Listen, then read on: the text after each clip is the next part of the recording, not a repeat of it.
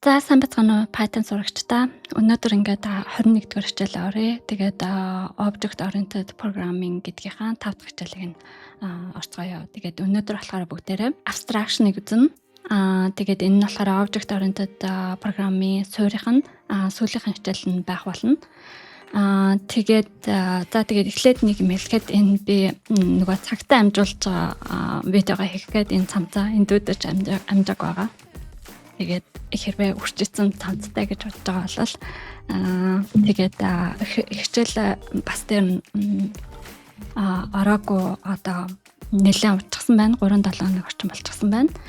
Тэгээд өнөөдөр бүгдээрээ одоо 21-р хичээл рүүгээ орцгоё. За тэгээд abstraction гэдэг нь болохоор ерөнхийдөө одоо машин дээр зүйрлэж хэлэх юм бол машин унах дээр зүйрлэж хэлэх юм бол одоо бид нар хурдыг нэмэхийн тулд зөвхөн нөгөө газрынхан одоо юун дээр нь гიშгдэг шиг педал дээр нь гიშгдэг шиг ерөнхийдөө хэрвээ газны педал дээр ингээ гიშгэх юм бол цаана одоо төхөөрөмжтэй бүх юу болж байгааг нь заавал мэдэх шаардлага байдаггүй шиг abstraction гэдэг нь болохоор кодн дээр тэр одоо ямар нэгэн команд хэрэглэчээд тэгээ артталт нь бүх юу болж байгааг нь мэдэх шаардлагагүй тэр зүйлийг нь болохоор abstraction гэж хэлдэг байна. Жишээлбэл бүгдээрээ одоо class одоо жишээлбэл car гэж бичээд class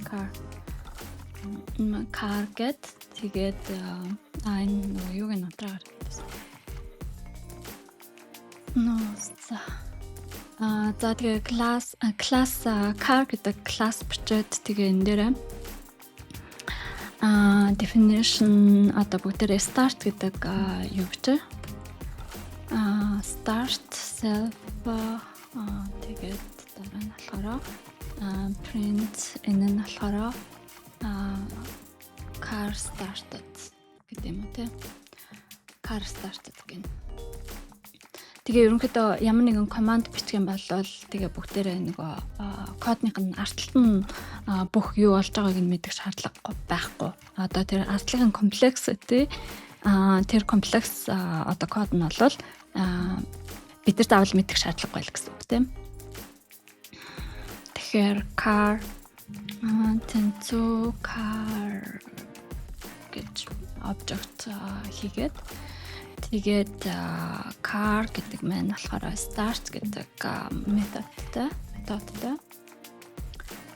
Тэгээ ингийн болвол биднэрт одоо car started гэд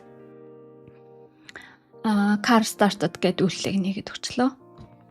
Тэгээ артталт нь одоо юу болж байгааг нь одоо ямар код бичсэн байгааг нь мэдэх шаардлагагүй байхыг abstraction гэж хэлдэг байна.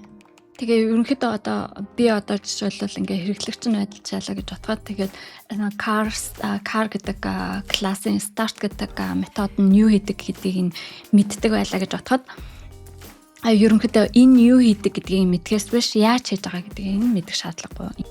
За би одоо болохоор нэг library оруулаад ирчихсэн байна. Тэгээд одоо ABC болон ABC гэсэн жижиг одоо юунаас abstract base class гэсэн классаас болохоор ABC болон abstract методыг би болохоор импортлоод оруулаад ирчихсэн байна. Тэгэнгүүтээ би одоо арай жоохон өөр хэлбэртэй ийм класс биччихсэн байна. Энэ нь болохоор ямар учиртай гэхээр abstract base class нь abstract base class гэж байгаа. Class гэдгийг товчлно. Тэгээд abstract base class гэдэг нь болохоор ерөнхийдөө бас нөгөө би blueprint гэж хэлжсэн шүү дээ. Тэгээ өөр классуудын blueprint наага одоо суур юм класс байгаа. Тэгээд энэ классыг нь болохоор юунд ашигладаг гэхээр class animal гэд би одоо definition хийчихсэн байна. Animal гэсэн class definition хийчихсэн байна. Тэгээ энэ класс нь болохоор би ABC-г дотроо татаад оруулаад ирчихсэн байна. Тэгэнгүүтээ it abstract method гэдэг нь болохоор Python дээр decorator гэдэг үг нь болохоор англи хэлээр decorator гэдэг нь болохоор англи хэлээр чимэх гэсэн шууд орчуулах юм бол ийм үг байгаа. Тэгвэл Python дээр болохоор ямар учиртай одоо юм гэхлээр хэрвээ at abstract гэдэг ингээ биччихсэн байх юм бол одоо энэ нь дараагийнхаа тодорхойлох гэж байгаа методыг өөрчилдөг. Одоо методыг өөрчилдөг ийм одоо үүрэгтэй юм байхыг болохоор decorator гэж нэрлэдэг байна. Тэгээд мэдээж ямар одоо нэртэй ямар классаас татаж авсан гэдгээр мэдээж өөр ингэсэн үүрэгтэй байгаа. Тэгээ abstract метод гэдэг нь болохоор ерөнхийдөө одоо би animal гэсэн класс нь доор одоо speak гэсэн методыг бичсэн байх юм бол би дараа нь ямар нэгэн child class animal-аас одоо class animal-аас болохоор би ямар нэгэн class одоо dog гэсэн class-ыг бичлээ гэж бодоход child class бичлээ гэж бодоход би заавал одоо энэ speak definition speak гэсэн definition speak гэсэн методыг би заавал хэрэглэх ёстой.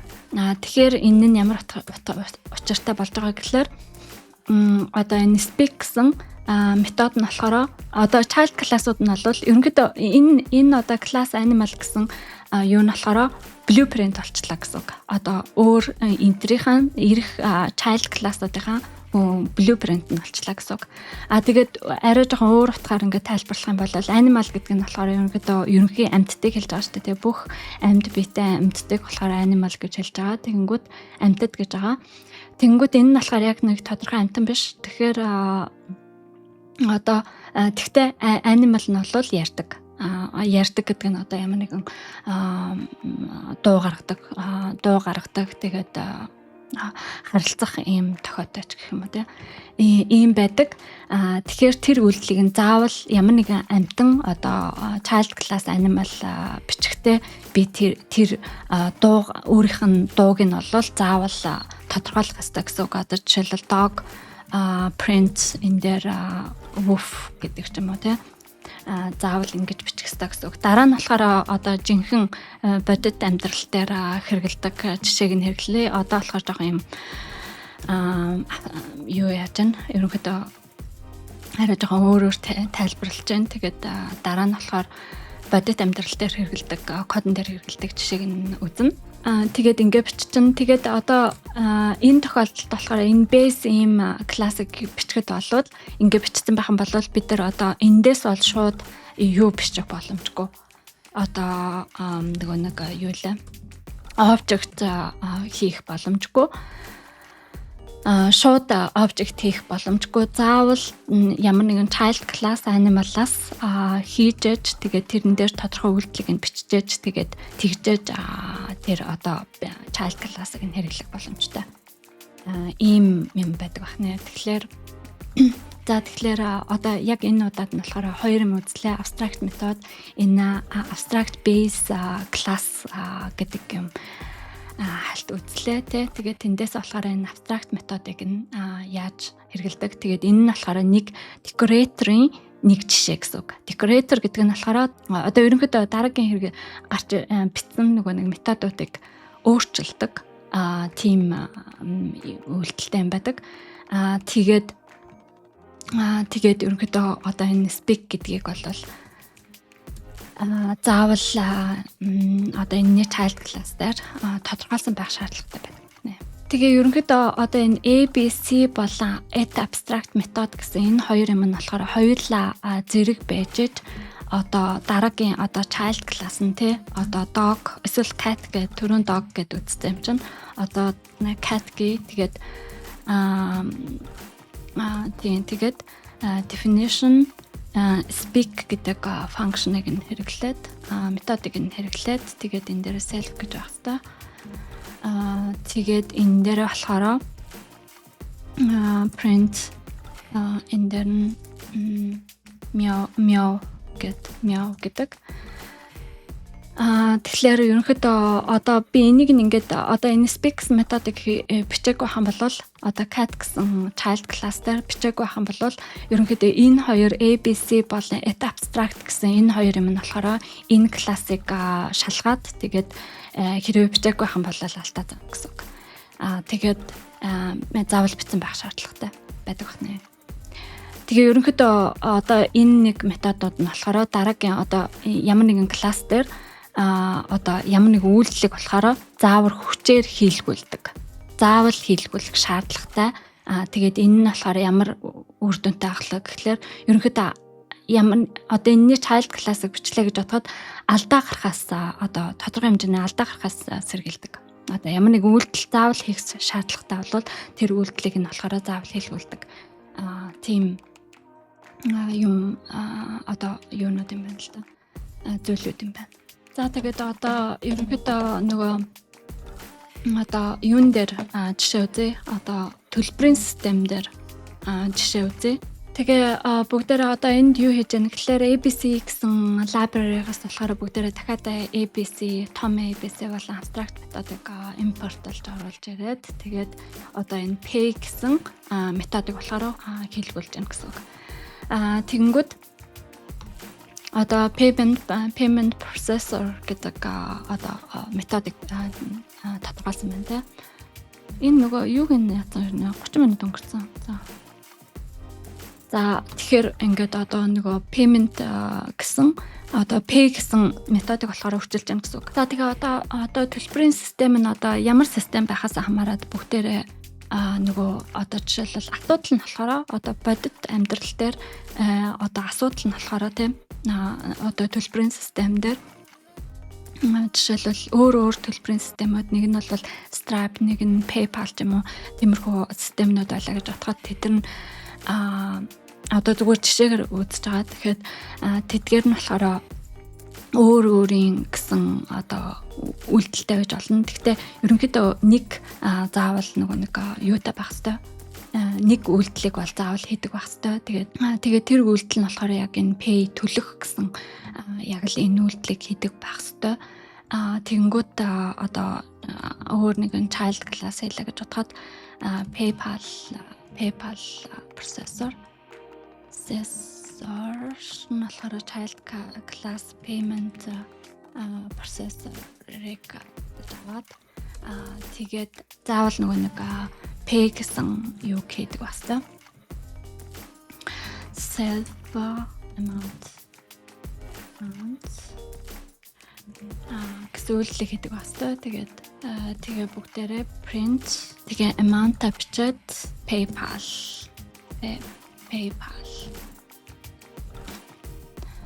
Тэгээд одоо жишээлбэл PayPal энэ нь болохоор PayPal processor байгаа. Тэгээ class жишээлбэл Stripe processor нь Stripe-аар төлж байна гэдэг. Тэгээ ямар ч одоо төлбөрийн систем байсан энэ үйлдэлийг заавал хийдэг байх хэрэгтэй гэж байгаа юм. Тэгээ бүгдээрээ одоо нөгөө machine learning дээр тулгуурласан жишээ үзье. За одоо тэгээд одоо ямар нэгэн модель гэсэн одоо юу яалаа гэж бодоход энэ дээр би нөгөө класс татаж гаргах.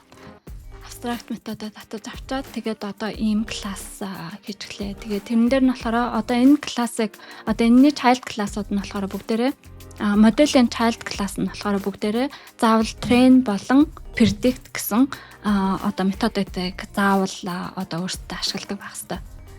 Тэгэхээр ерөнхийдөө нэг асуудал нь юу юм шиг байна л да. Одоо янз бүрийн модельуд байдаг. Одоо нэг машин learning-ийн янз бүрийн аргууд байгаа тий. Тэгдэг ингэдэг тиймэнд зориулсан тэр гэх мэтлэн юм аргууд байгаа.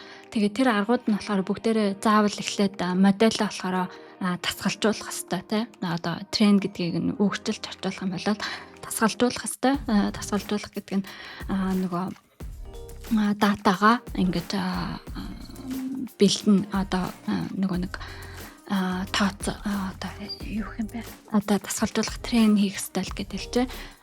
Тэгээд трейн хийх стайл тэгээд тэр трейн хийсэн үр дүнгээсээ бүгдээр юу гэдэг гэхээр predict одоо дараагийнх нь гарах одоо ямар нэг өөр нэг дата байлаа гэж бодоход тэрэн дээр нь predict гэдэг. Таамаглал хийдэг тий. За одоо дараагийнхан энэ үр дүн нь болохоор ийм байх ёстой гэдэг юм хэдэг. Тэгээд тэн дээр нь болохоор одоо энэ модель гэсэн юу нь болохоор өөр компаниуд байлаа гэж бодоход Тэгээд өөрийн гэсэн модельлуудтай ажилд байдаг байлаа гэж бодоход тэгээд хэрвээ энэ parent class-ыг хэрэглэх юм бол заавал энэ одоо train болон predict гэсэн хоёр үйлдэлүүдийг заавал хийх ёстой байдаг. Ингэж нөгөө үйлдэлээ хялбаршуулдаг. Тэгээд өөрөөсөө янз бүрийн юм зохиогод хийгээд авах шаардлага байхгүй гар. Тэгээд энэ дээр нь болохоор одоо жишээлбэл одоо янз бүрийн модельуд байгаа тий. Тэдгээр нь болохоор random forest